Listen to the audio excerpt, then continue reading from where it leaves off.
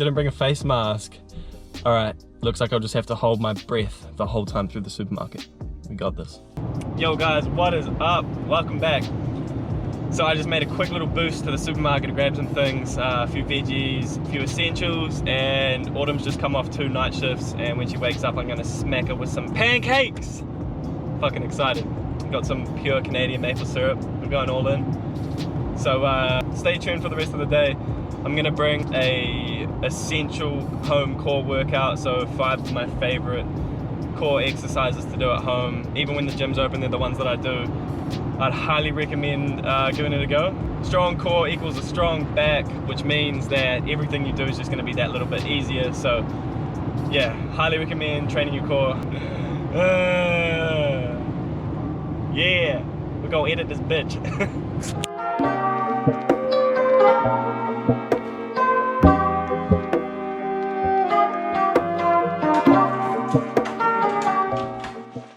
If you know, you know.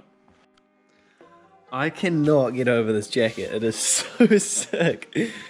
God damn. God damn. Alright, so before I get into my chest session, I'm just going to quickly run through the core. First exercise is a crunch for the top. Second exercise is a leg lift for the bottom. Third exercise is a heel touch for the middle and our obliques. Fourth exercise is a dead bug, just for crossing different planes of movement so we keep strong even when we're in these bent in different positions. And the fifth is going to be a plank. Planking also helps keep the muscles that you don't see strong, and they're the ones that are also really important for keeping a healthy, strong lower back. So let's get into it. Before anyone says anything, I would like to apologize for the constant dripping sound as I'm training outside. It's been raining today and I'm training right by this big ass drain. In an ideal world, I would have a mic, I would have a perfect setup, but I'm doing what I can. Alright, so with the crunch, you're thinking about, and this is a huge tip for when you're training core, try and close the gap between your ribs and your hip. Close that gap. So I'm not worried about just coming up for the sake of it. I'm trying to close the gap here, and by doing that, hands on the legs, up to the kneecaps. Breathe out at the top and at the bottom. Expand your lungs, contract your lungs.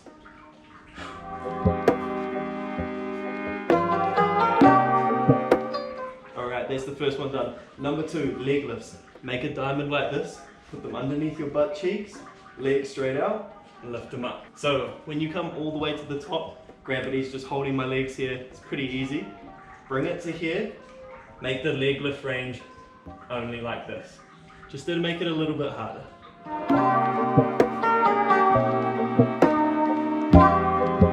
Tense your core. Try to bring your legs up with your core. You're going to feel it in your hip flexors too. But if you focus on engaging your core, you're going to get why you're doing the exercise. Alright. Exercise number 3 is a heel touch. First thing we do is this half crunch position. Then I'm going to brace my core and heel touches. What? Breathing out every time you touch your heels. Alright, so we're gonna go 10, 10, 20. Now we're moving on to dead bugs. With dead bugs, all 4s up in the air, opposite arm, opposite leg move. So, left leg, right arm. So this is really good for strengthening that lower back, keeping all of this tight. But once again, I'm in this position, bracing my core. I'm trying to use my core as much as possible. So also when I'm doing the dead bug, I want you guys to think about not letting your hips move, because I can just swing my body and open up, or I can lock everything down and not move at all. So really focus. Alright, and the 5th and final exercise is just our basic plank. We all did it at school.